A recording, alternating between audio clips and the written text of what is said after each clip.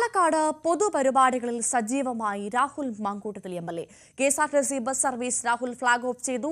രാഹുലിനെ സർക്കാർ പരിപാടികളിൽ പങ്കെടുക്കാൻ അനുവദിക്കില്ലെന്ന് ഡിവൈഎഫ്ഐ നിലപാടെടുത്തിരിക്കുമ്പോൾ തന്നെയാണ് രാഹുൽ പരിപാടിക്കെത്തിയത്.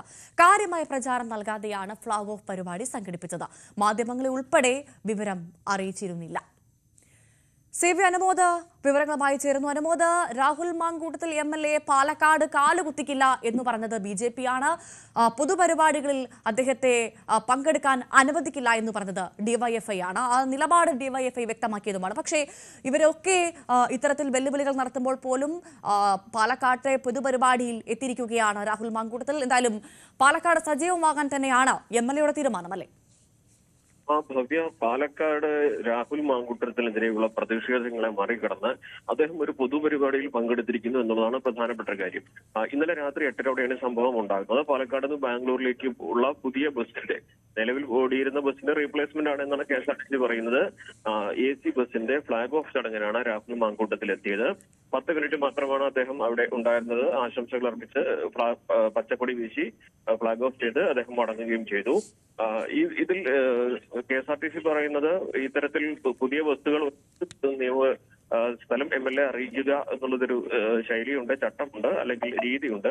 അപ്രകാരം അദ്ദേഹത്തെ അറിയിക്കുന്നു. അദ്ദേഹം എത്തുമെന്ന് ഏറ്റവും അവസാന നിമിഷമാണ് പറഞ്ഞിരുന്നത്.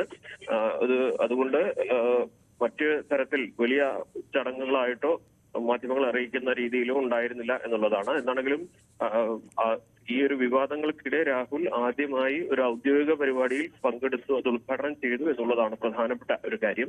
കെഎസ്ആർടിസിയിലെ BMS യുടെയോ CITI യുടെയോ ഇത് അറിഞ്ഞിട്ടില്ല എന്ന രീതിയിലുമാണ് കെഎസ്ആർടിസിയുടെ ഭാഗത്തും ലഭ്യമാകുന്നത്. അതാണ് അനുമോദ്, വളരെ പ്രധാനപ്പെട്ട കാര്യം അതുതന്നെയാണ്. കെഎസ്ആർടിസിയുടെ ഫ്ളാഗ് ഓഫ് ആണ്. അതിലാണ് പാലക്കാട് MLA എത്തില്ല, അല്ലെങ്കിൽ പൊതുപരിപാടിയിൽ പങ്കെടുക്കാൻ സാധിക്കില്ല എന്ന് ഡിവൈഎഫ്ഐ പറയുമ്പോൾ തന്നെയാണ് അതേ മണ്ഡലത്തിലെ ഒരു കെഎസ്ആർടിസി ബസ് ഫ്ളാഗ് ഓഫ് ചെയ്യാൻ MLA എത്തുന്നത്. അപ്പോൾ ഇത് അറിഞ്ഞില്ലേ ഡിവൈഎഫ്ഐ എന്നൊരു പ്രധാനപ്പെട്ട ചോദ്യമുണ്ട്. ഒപ്പം എന്തുകൊണ്ട് അവിടെ ഒരു പ്രതിഷേധം ഇല്ലാതിരുന്നു എന്നുള്ളതാണ്. ഇത് നമുക്ക് മനസ്സിലാക്കാൻ കഴിഞ്ഞൊരു കാര്യം, ഇത് മുൻകൂട്ടി അറിയിച്ചിരുന്നില്ല, മുൻകൂട്ടി പ്രഖ്യാപിച്ചിരുന്നില്ല എന്നുള്ളത് തന്നെയാണ്. മാധ്യമങ്ങളെയോ അല്ലെങ്കിൽ ഇത്തരത്തിലൊരു ചടങ്ങ് നടക്കുന്നതായിട്ടുള്ള അറിയിപ്പുകളോ മുൻകൂട്ടി എവിടെയും ഉണ്ടായിരുന്നില്ല. ഇത് തികച്ചും കെഎസ്ആർടിസിയുടെ ഒരു നിലവിലുണ്ടായിരുന്ന സർവീസിന് പകരം പുതിയ ബസ് വന്നപ്പോൾ അതിന്റെ ഫ്ളാഗ് ഓഫ് എന്ന തരത്തിൽ മാത്രമായിരുന്നു കെഎസ്ആർടിസി ഉദ്ദേശിച്ചിരുന്നത്.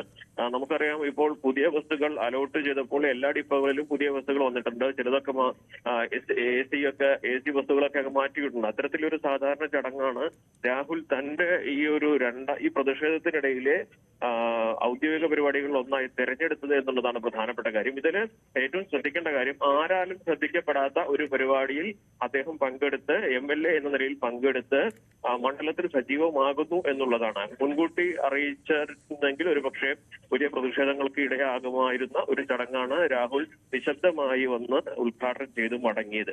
എന്താണെങ്കിലും കോൺഗ്രസിനെ സംബന്ധിച്ച് കോൺഗ്രസ് സൈബർ പോരാളികളൊക്കെ നിലവിൽ ഈ വിഷയം വലിയ തോതിൽ തന്നെ ആഘോഷമാക്കി ഏറ്റെടുത്ത് കഴിഞ്ഞിട്ടുണ്ട്.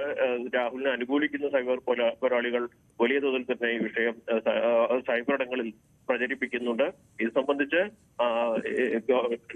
കെഎസ്ആർടിസിയിലെ തന്നെ പല ഉദ്യോഗസ്ഥരും ചടങ്ങിൽ പങ്കെടുത്തിരുന്നില്ല എന്ന് പറയുമ്പോൾ സ്വാഭാവികമായിട്ട് ഒരു പക്ഷേ ഇത് വലിയ പ്രചാരം കൊടുക്കാത്തത് കൊണ്ട് തന്നെ കെഎസ്ആർടിസിയിലെ തന്നെ CITO BMS പോലെയുള്ള യൂണിയൻ പ്രവർത്തകരും അറിഞ്ഞിട്ടില്ല എന്ന് തന്നെ വേണം ഇതിൽ വിലയിരുത്തുവാൻ. എന്താണെങ്കിലും തന്റെ ഔദ്യോഗികമായിട്ട് MLA എന്ന നിലയിൽ ഒരു പരിപാടിയിൽ പങ്കെടുപ്പിക്കില്ല എന്ന ഡിവൈഎഫ്ഐയുടെയും BJPയുടെയും ഭീഷണികൾക്കിടയിലാണ് രാഹുൽ നിശബ്ദമായി വന്ന് ആദ്യത്തെ പരിപാടി ഫ്ളാഗ് ഓഫ് ചെയ്ത് ഉദ്ഘാടനം ചെയ്ത് മടങ്ങിയത് എന്നുള്ളതാണ് പ്രധാനപ്പെട്ട കാര്യം. തീർച്ചയായും അത് തന്നെയാണ് ഈ വിവാദങ്ങളും ഒപ്പം ഡിവൈഎഫ്ഐയുടെയും BJPയുടെയും ഒന്നും വെല്ലുവിളി തന്നെ അങ്ങനെ ബാധിക്കില്ല എന്നുകൂടി വെളിപ്പെടുത്തുകയാണ് രാഹുൽ മാങ്കൂട്ടത്തിൽ. ആ ശ്രമം കൂടി ഈ പരിപാടിക്ക് രഹസ്യമായി എത്തിയതിൽ ഉണ്ട് എന്ന് വേണം വിലയിരുത്താൻ. എന്തായാലും മണ്ഡലത്തിൽ സജീവമാകാൻ തന്നെയാണ് MLAയുടെ തീരുമാനമെന്ന് മനസ്സിലാക്കാം.